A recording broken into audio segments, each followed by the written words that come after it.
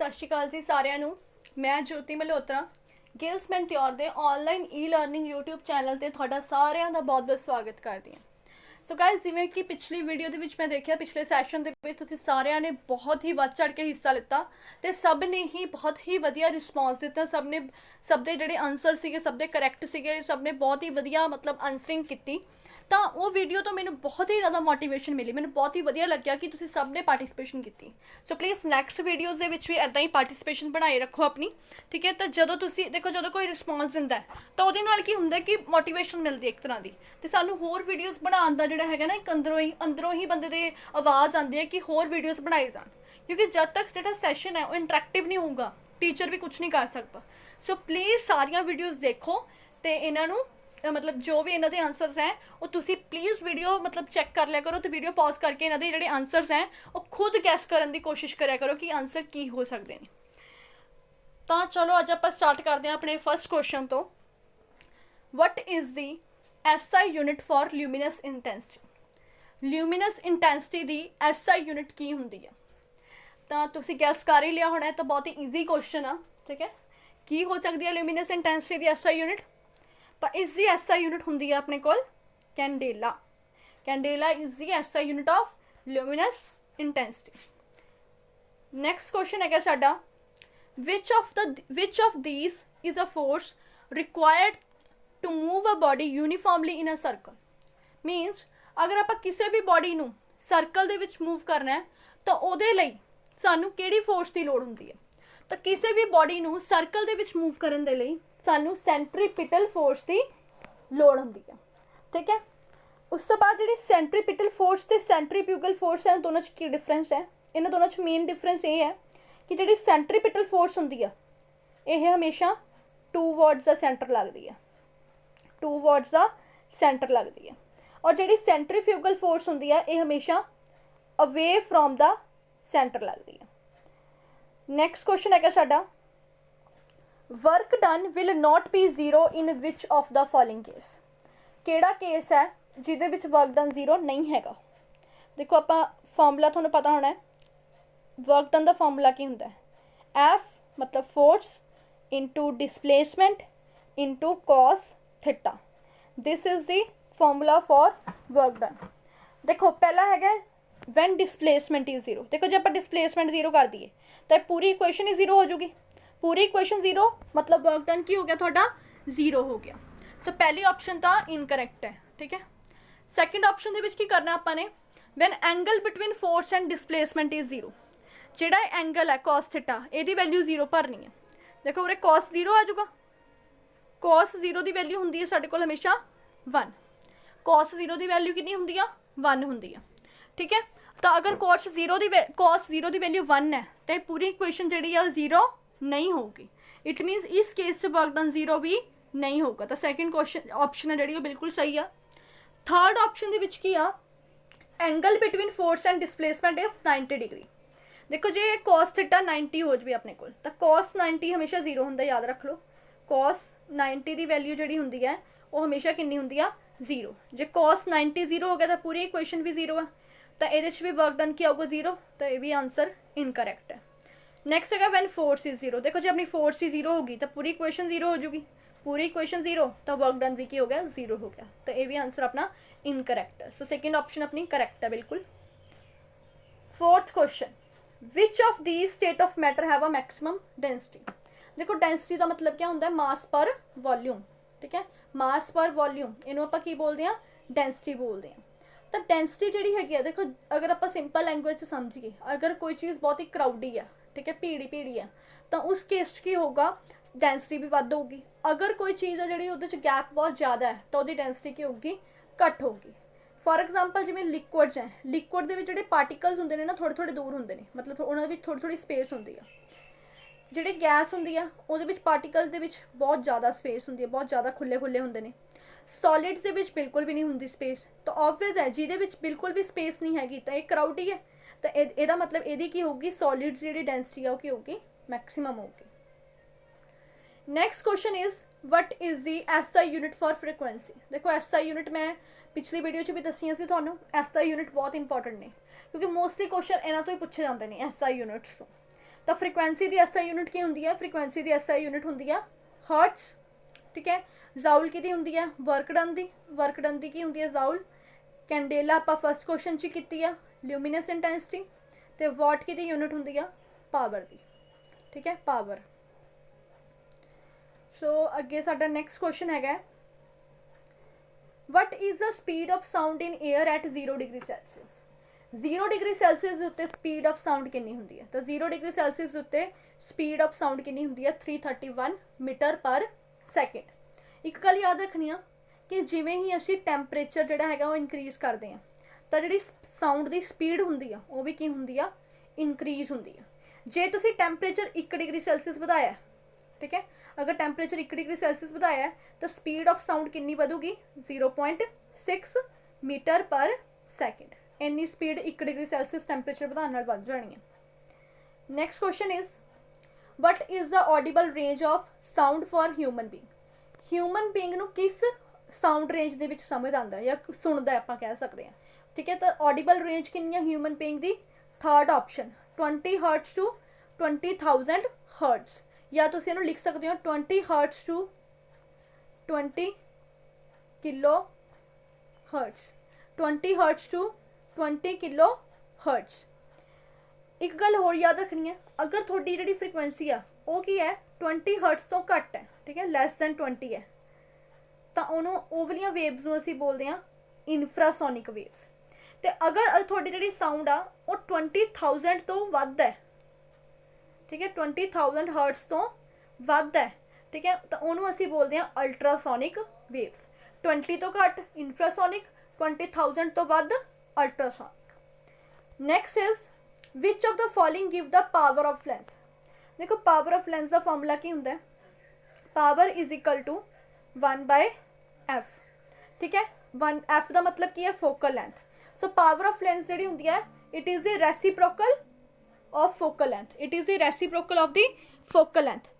ਔਰ ਇੱਕ ਗੱਲ ਯਾਦ ਰੱਖਣੀ, ਜਿਹੜੀ ਫੋਕਲ ਲੈਂਥ ਹੋਊਗੀ it should always mean metre, ਠੀਕ ਹੈ, ਇਹ ਹਮੇਸ਼ਾ ਮੀਟਰ ਦੇ ਵਿੱਚ ਹੋਣੀ ਚਾਹੀਦੀ ਆ, ਠੀਕ ਹੈ। ਫੋਕਲ ਲੈਂਥ ਹਮੇਸ਼ਾ ਮੀਟਰ ਦੇ ਵਿੱਚ ਹੋਣੀ ਚਾਹੀਦੀ ਆ। ਤੇ ਪਾਵਰ ਕੀ ਹੁੰਦੀ ਆ? ਫੋਕਲ ਲੈਂਥ ਦਾ ਰੈਸੀਪ੍ਰੋਕਲ ਹੁੰਦੀ ਆ, ਤੇ ਜਿਹੜੀ ਫੋਕਲ ਲੈਂਥ ਆ ਹਮੇਸ਼ਾ ਆਪਾਂ ਮੀਟਰਸ ਦੇ ਵਿੱਚ ਹੀ ਲੈਣੀ ਆ। Next question, one of the most easiest question, which of the following is not present in animal cell? ਜਿੰਨੀਆਂ 4 ਆਪਸ਼ਨ ਦਿੱਤੀਆਂ, ਐਨੀਮਲ ਸੈੱਲ ਦੇ ਵਿੱਚ ਇਹਨਾਂ ਵਿੱਚ ਕੀ ਨਹੀਂ ਹੁੰਦਾ? ਐਨੀਮਲ ਸੈੱਲ ਦੇ ਵਿੱਚ ਕੀ ਨਹੀਂ ਹੁੰਦਾ? ਸੈੱਲ ਵਾਲ। ਕਿਉਂਕਿ ਜਿਹੜੀ ਸੈੱਲ ਵਾਲ ਹੁੰਦੀ ਹੈ ਇਹ ਸਿਰਫ ਪਲਾਂਟ ਸੈੱਲ ਦੇ ਵਿੱਚ ਪਾਈ ਜਾਂਦੀ ਹੈ, ਠੀਕ ਹੈ, ਪਲਾਂਟਸ ਦੇ ਵਿੱਚ ਹੁੰਦੀ ਆ, ਪਲਾਂਟ ਸੈੱਲ ਦੇ ਵਿੱਚ ਹੁੰਦੀ ਆ। ਐਨੀਮਲ ਸੈੱਲ ਦੇ ਵਿੱਚ ਸੈੱਲ ਵਾਲ ਪ੍ਰੈਜ਼ੈਂਟ ਨਹੀਂ ਹੁੰਦੀ। Next question is, which among the following is most important role played by ribosomes? देखो ribosomes क्या होंगे ने? It is a part of cell, ठीक है, सैल का एक पार्ट है, ये सैल का एक ऑर्गेनल कह सकते हो तुसी। ते इन्हां दा काम की आ, ठीक है, ribosomes का काम की हुंदा है? ये की करदे ने? Synthesis of protein. प्रोटीन कौन बनांदा है? प्रोटीन बनाउण दा जिहड़ा काम हुंदा है वो किहदा हुंदा है? प्रोटीन बनाउण दा जिहड़ा काम हुंदा है वो हुंदा है साडे कोल राइबोसोम्स दा। राइबोसोम्स की करदे ने? प्रोटीन्स बनाउंदे ने। Next question is, stapes, the smallest and the lightest bone in human body is a part of which organ? stapes जो कि lightest bone ਹੁੰਦੀ ਆ, ठीक है, या बहुत ही हल्की bone ਹੁੰਦੀ ਸਾਡੀ body ਦੀ, ਕਿੱਥੇ ਪਾਈ ਜਾਂਦੀ ਆ? ਤਾਂ ਇਹ ਪਾਈ ਜਾਂਦੀ ਸਾਡੇ ਈਅਰ ਦੇ ਵਿੱਚ। ਈਅਰ ਦੀ ਜਿਹੜੀ bone ਹੁੰਦੀ ਹੈ stapes, ਇਹ ਸਭ ਤੋਂ lightest ਤੇ ਸਭ ਤੋਂ smallest bone ਹੁੰਦੀ ਆ ਆਪਣੀ body the. Next question is, which among the following is a correct location of adrenal glands in human body? Human body दे विच एडर्नल जिहड़ियां ग्लैंड्स हुंदियां ने ये कित्थे पाईयां जांदियां? देखो एडर्नल ग्लैंड जिहड़ियां हुंदियां ने ये की करदियां ने? सब तो पहला, ठीक है, जिहड़ियां एडर्नल ग्लैंड्स हुंदियां ने इन्हां दा मेन काम की है? तो जिहड़ियां एडर्नल ग्लैंड्स हुंदियां ने ये एडर्नलाइन नाम दा हार्मोन प्रोड्यूस करदियां ने। एडर्नलाइन नाम दा हार्मोन प्रोड्यूस करदियां ने। ते जिहड़ा एडर्नलाइन नाम दा हार्मोन है ਇਹਨੂੰ ਐਮਰਜੈਂਸੀ ਹਾਰਮੋਨ ਵੀ ਕਿਹਾ ਜਾਂਦਾ, ਕਿਉਂਕਿ ਐਮਰਜੈਂਸੀ ਸਿਚੁਏਸ਼ਨ ਦੇ ਵਿੱਚ ਹੀ ਕੀ ਹੁੰਦਾ ਹੈ? ਸੈਕਰੇਟ ਹੁੰਦਾ। ਤਾਂ ਦੈਟਸ ਵਾਈ ਇਹਨੂੰ ਆਪਾਂ ਕੀ ਬੋਲਦੇ ਆ? ਐਡਰਨਲਾਈਨ ਹਾਰਮੋਨ ਵੀ ਬੋਲਦੇ ਆ। ਤੇ ਐਡਰਨਲਾਈਨ ਹਾਰਮੋਨ ਕਿੱਥੇ ਪਾਇਆ ਜਾਂਦਾ ਹੈ? ਇਹ ਕਿਡਨੀਜ਼ ਤੋਂ ਉੱਪਰ ਪਾਇਆ ਜਾਂਦਾ ਹੈ, ਅਬਵ ਦੀ ਕਿਡਨੀਜ਼ ਪਾਇਆ ਜਾਂਦਾ ਹੈ। ਸੋ ਜਿਹੜੀਆਂ ਐਡਰਨਲ ਗਲੈਂਡਸ ਹੁੰਦੀਆਂ ਨੇ ਇਹ ਐਡਰਨਲਾਈਨ ਹਾਰਮੋਨਸ ਪ੍ਰੋਡਿਊਸ ਕਰਦੀਆਂ ਨੇ। ਤੇ ਕਿੱਥੇ ਪਾਈਆਂ ਜਾਂਦੀਆਂ ਨੇ? ਇਹ ਅਬਵ ਦੀ ਕਿਡਨੀਜ਼ ਪਾਈਆਂ ਜਾਂਦੀਆਂ ਨੇ, ਠੀਕ ਹੈ, ਅਬਵ ਦੀ ਕਿਡਨੀ ਸਿਚੁਏਟਡ ਹੁੰਦੀਆਂ ਨੇ। Next question is hard part of a stem of a plant is because of. ਦੇਖੋ ਜਿਹੜਾ ਪਲਾਂਟ ਹੁੰਦੀ ਹੈ, ਪਲਾਂਟ ਦੀ ਜਿਹੜੀ ਸਟੈਮ ਹੁੰਦੀ ਹੈ, ਜਿਵੇਂ ਟਰੀ ਦੇਖਿਆ ਹੋਣਾ, ਟਰੀ ਦਾ ਜਿਹੜਾ ਬਰਾਊਨ ਵਾਲਾ ਪਾਰਟ ਹੁੰਦਾ ਉਹਦੀ ਸਟੈਮ ਹੀ ਹੁੰਦੀ ਹੈ ਇੱਕ ਤਰ੍ਹਾਂ ਦੀ, ਉਹ ਬਹੁਤ ਹਾਰਡ ਹੁੰਦੀ ਹੈ। ਤਾਂ ਹਾਰਡ ਕਿਉਂ ਹੁੰਦੀ ਹੈ? ਉਹ ਹਾਰਡ ਹੋਣ ਦਾ ਕਾਰਨ ਹੈਗਾ ਕਿ ਉਸਦੇ ਵਿੱਚ ਸਕਲੈਰਨਕਾਈਮਾ ਨਾਮ ਦਾ ਟਿਸ਼ੂ ਪਾਇਆ ਜਾਂਦਾ ਹੈ। ਕੀ ਪਾਇਆ ਜਾਂਦਾ ਹੈ? ਸਕਲੈਰਨਕਾਈਮਾ ਨਾਮ ਦਾ ਟਿਸ਼ੂ ਪਾਇਆ ਜਾਂਦਾ, ਜਿਸ ਕਰਕੇ ਉਹ ਹਾਰਡ ਹੁੰਦੀ ਹੈ। ਤੇ ਜਿਹੜਾ ਸਕਲੈਰਨਕਾਈਮਾ ਨਾਮ ਦਾ ਟਿਸ਼ੂ ਹੁੰਦਾ ਇਹ ਕੀ ਕਰਦਾ ਹੈ? ਇਹ ਕਿਸੇ ਵੀ ਪਲਾਂਟ ਨੂੰ ਬਹੁਤ ਜ਼ਿਆਦਾ ਹਾਰਡ ਬਣਾਉਂਦਾ। ਫੋਰ ਐਗਜ਼ਾਮਪਲ ਜਿਹੜੀ ਕੋਕੋਨਟ ਹੁੰਦਾ, ਕੋਕੋਨਟ ਦੀ ਜਿਹੜੀ ਉੱਪਰ ਵਾਲੀ ਜੋ ਵੀ ਪਰਤ ਹੁੰਦੀ ਹੈ, ਜੋ ਜਿਹਨੂੰ ਆਪਾਂ ਕੋਕੋਨਟ ਹਸਕ ਬੋਲਦੇ ਹਾਂ, ਉਹ ਵੀ ਬਹੁਤ ਜ਼ਿਆਦਾ ਹਾਰਡ ਹੁੰਦੀ ਹੈ। ਤਾਂ ਉਹ ਹਾਰਡ ਕਿਉਂ ਹੁੰਦੀ ਆ? ਕਿਉਂਕਿ ਉਹਦੇ ਵਿੱਚ ਕੀ ਹੁੰਦਾ ਹੈ, ਜਿਹੜੀ ਕੋਕੋਨਟ ਦੀ ਹਸਕ ਹੁੰਦੀ ਹੈ ਉਹਦੇ 'ਚ ਵੀ ਸਕਲੈਰਨਕਾਈਮਾ ਟਿਸ਼ੂ ਪਾਏ ਜਾਂਦੇ ਨੇ। Which gas is used in making of vanaspati ghee from vegetable IELTS. ਦੇਖੋ ਜਿਹੜੇ ਵੈਜੀਟੇਬਲ ਆਇਲਸ ਹੁੰਦੇ ਨੇ ਨਾ, ਇਹ ਅਨਸੈਚੂਰੇਟਡ ਹੁੰਦੇ ਨੇ, ਅਨਸੈਚੂਰੇਟਡ। ਤੇ ਜਿਹੜੇ ਵਨਸਪਤੀ ਘੀ ਹੁੰਦੇ ਨੇ ਇਹ ਸੈਚੂਰੇਟਡ ਹੁੰਦੇ ਨੇ, ਠੀਕ ਹੈ। ਵੈਜੀਟੇਬਲ ਆਇਲ ਅਨਸੈਚੂਰੇਟਡ ਹੁੰਦੇ ਨੇ, ਮਤਲਬ ਇਹ ਸਾਡੀ ਸਿਹਤ ਲਈ ਹਾਨੀਕਾਰਕ ਹੁੰਦੇ ਨੇ। ਜਿਹੜੇ ਅਨਸੈਚੂਰੇਟਡ ਹਾਈਡਰੋਕਾਰਬਨਸ ਹੈ, ਹਾਈਡਰੋਕਾਰਬਨ ਦੀ ਇੱਕ ਟਾਈਪ ਹੁੰਦੀ ਆ ਅਨਸੈਚੂਰੇਟਡ, ਇਹ ਕੀ ਹੁੰਦੇ ਨੇ? ਇਹ ਸਾਡੀ ਸਿਹਤ ਲਈ ਹਾਨੀਕਾਰਕ ਹੁੰਦੇ ਨੇ, ਇਸ ਲਈ ਇਹਨਾਂ ਨੂੰ ਵਨਸਪਤੀ ਘੀ ਦੇ ਵਿੱਚ ਕਨਵਰਟ ਕੀਤਾ ਜਾਂਦਾ ਹੈ, ਜੋ ਕਿ ਸੈਚੂਰੇਟਡ ਹੁੰਦਾ ਹੈ। ਤੇ ਕਿੱਦਾਂ ਕੀਤਾ ਜਾਂਦਾ ਹੈ? ਤਾਂ ਇਹਦੇ ਲਈ ਜਿਹੜੀ ਪ੍ਰੋਸੈਸ ਫੋਲੋ ਹੁੰਦੀ ਆ ਉਹਨੂੰ ਹਾਈਡਰੋਜਨੇਸ਼ਨ ਬੋਲਦੇ ਆ। ਕੀ ਬੋਲਦੇ ਆ? ਹਾਈਡਰੋਜਨੇਸ਼ਨ, ਹਾਈਡਰੋਜਨੇਸ਼ਨ,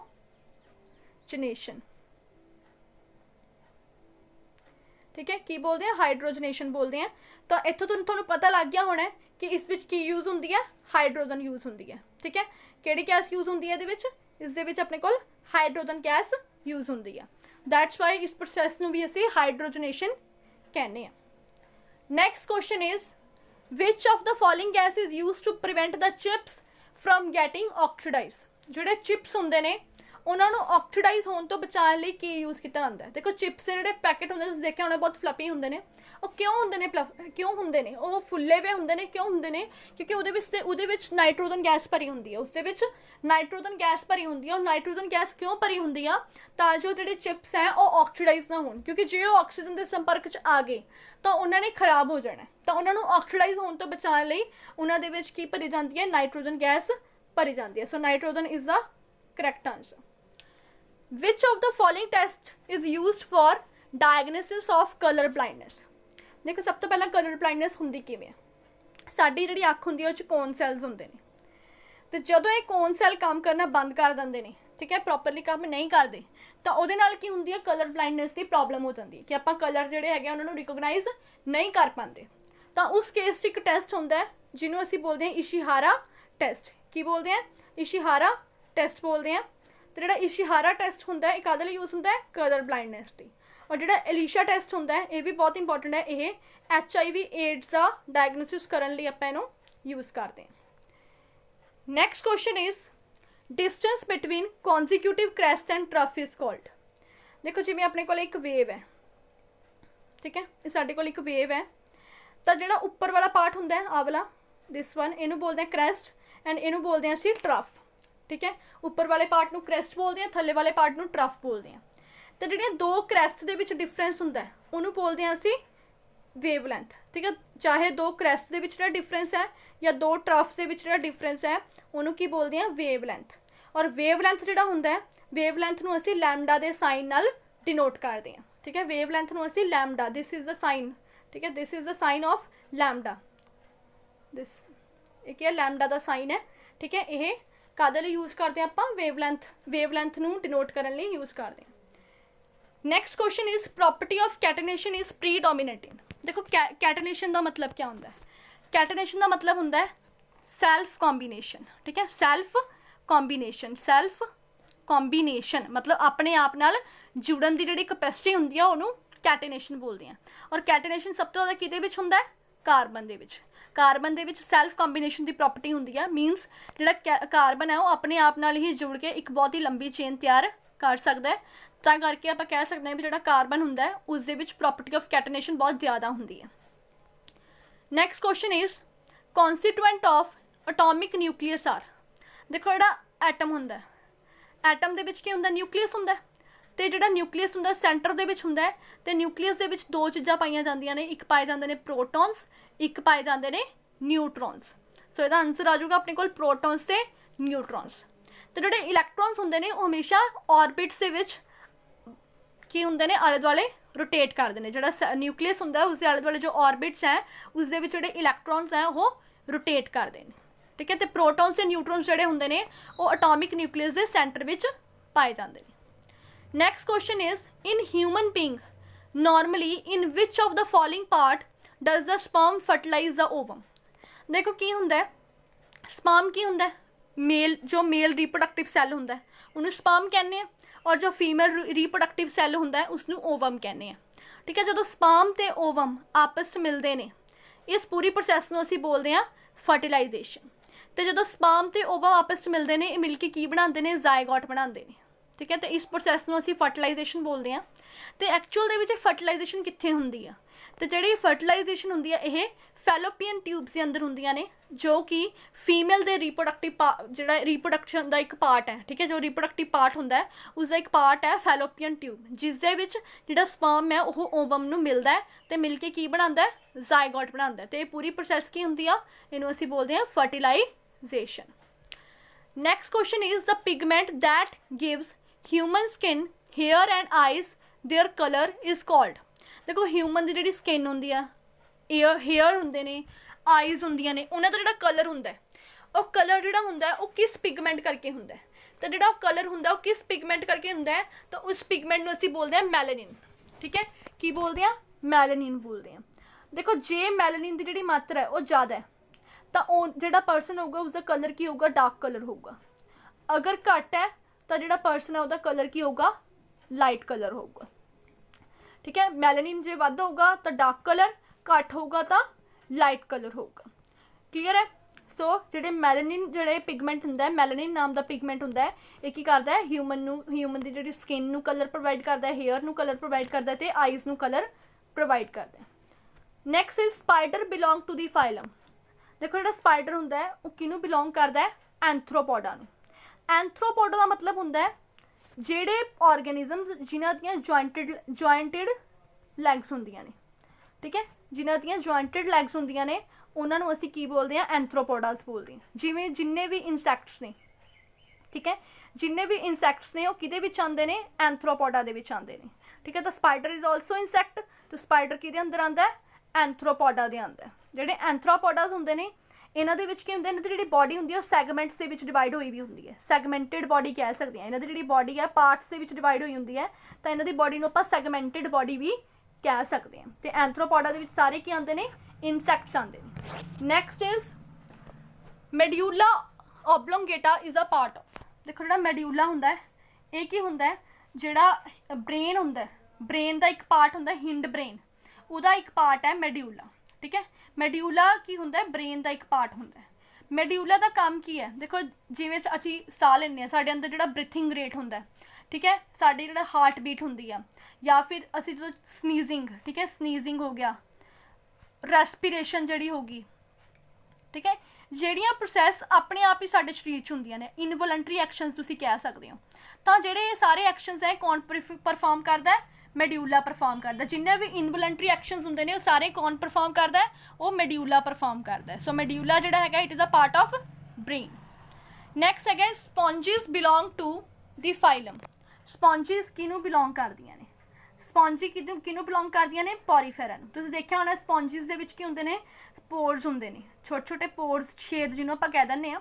ਤਾਂ ਜਿਹੜੇ ਸਪੌਂਜਿਸ ਹੁੰਦੇ ਆ ਉਹ ਕਿਹਨੂੰ ਬਿਲੋਂਗ ਕਰਦੇ ਨੇ, ਪੋਰੀਫੇਰਾ ਨੂੰ ਬਿਲੋਂਗ ਕਰਦੇ ਨੇ। ਪੋਰੀਫੇਰਾ ਕੀ ਹੁੰਦੇ ਨੇ, ਮਲਟੀ ਸੈਲੂਲਰ ਆਰਗਨਿਜ਼ਮ ਨੇ, ਠੀਕ ਹੈ। ਪੋਰੀਫੇਰਾ ਜਿਹੜੇ ਹੈਗੇ ਮਲਟੀ ਸੈਲੂਲਰ ਹੁੰਦੇ ਨੇ, ਅਤੇ ਜਿਹੜੀਆਂ ਸਪੌਂਜਿਸ ਹੁੰਦੀਆਂ ਨੇ ਇਹ ਪੋਰੀਫੇਰਾ ਦਾ ਪਾਰਟ ਹੁੰਦਾ, ਕਿਉਂਕਿ ਜਿਹੜੇ ਪੋਰੀਫੇਰਾ ਹੁੰਦੇ ਨੇ ਇਹਨਾਂ ਵਿੱਚ ਕੀ ਹੁੰਦੇ ਨੇ, ਛੋਟੇ ਛੋਟੇ ਪੋਰਸ ਹੁੰਦੇ ਨੇ ਜਿਹੜੇ ਵਾਟਰ ਨੂੰ ਟਰਾਂਸਮਿਟ ਕਰਨ ਲਈ ਯੂਜ਼ ਕੀਤੇ ਜਾਂਦੇ ਨੇ, ठीक है। तो स्पॉन्जिस किहदा पार्ट ने, पॉरीफेरा दा।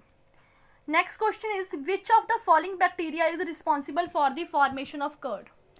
कर्ड नूं बनाउण लई की हुंदा है, कर्ड नूं बनाउण दे लई किहड़ा बैक्टीरिया रिस्पोंसिबल है।